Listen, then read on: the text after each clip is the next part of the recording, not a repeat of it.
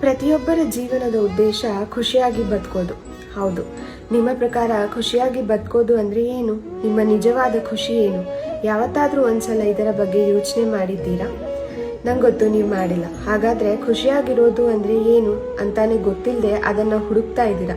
ನಾಳೆ ಸಿಗ್ಬೋದು, ನಾಡಿದ್ದು ಸಿಗ್ಬೋದು ಅಂತ ಕಾಯ್ತಾ ಇದ್ದೀರಾ. ಹೇಗೆ ಸಿಗುತ್ತೆ, ಎಲ್ಲಿ ಸಿಗುತ್ತೆ, ಯಾವಾಗ ಸಿಗುತ್ತೆ ಗೊತ್ತಿದ್ಯಾ?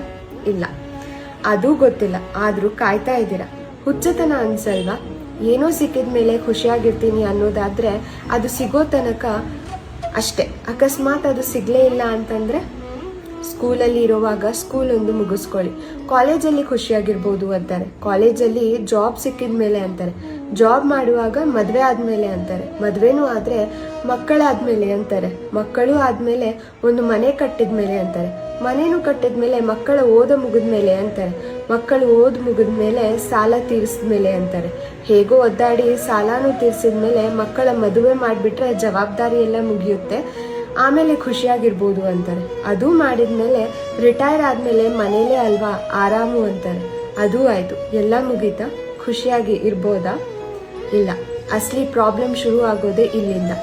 BP, ಶುಗರ್, ಮನೆ, ಆಸ್ತಿ ಪಾಲು, ಷೇರು ಮತ್ತು ಜಗಳ, ಕೇಸು, ಕೋರ್ಟು, ಅಪ್ಪಮ್ಮನ್ನ ನೀನೇ ನೋಡ್ಕೊ, ನಾನ್ಯಾಕೆ ನೋಡ್ಕೊಳ್ಳಿ, ಅತ್ತೆ ಮಾವ ಬೇಡ, ಅನಾಥಾಶ್ರಮ, ವೃದ್ಧಾಶ್ರಮ, ಟ್ಯಾಬ್ಲೆಟು, ಟಾನಿಕ್ಕು, ಇಂಜೆಕ್ಷನು, ಮಕ್ಕಳ ಹಿಂಗ್ ಮಾಡ್ಬಿಟ್ರಲ್ಲ ಅನ್ನೋ ಟೆನ್ಷನು, ನೋವು, ಕೊರಗು, ಚಿಂತೆ ಚಿಂತೆ ಚಿಂತೆ, ಗೊಟಕ್. ಉಫ್, ನೆಮ್ಮದಿ. ಇನ್ಮೇಲೆ ಪಕ್ಕಾ ಖುಷಿಯಾಗಿ ಇರ್ಬೋದು. Rest in peace. ಅಂತೂ ಜೀವನ ಪೂರ್ತಿ ಅವರು ಇವ್ರು ಹೇಳೋ ಅಂತ ಕಂತೆಗಳ ಸಂತೆ ಒಳಗೆ ನಿಮ್ ಜೀವನ ಮುಗಿಸ್ಬಿಟ್ರಿ. ಈ ಸಾಲ್ಗಳನ್ನ ಆಯ್ದುಕೊಂಡಿದ್ದು ನಿಧಿ ಎಂಬ ಈ ಪುಸ್ತಕದಿಂದ.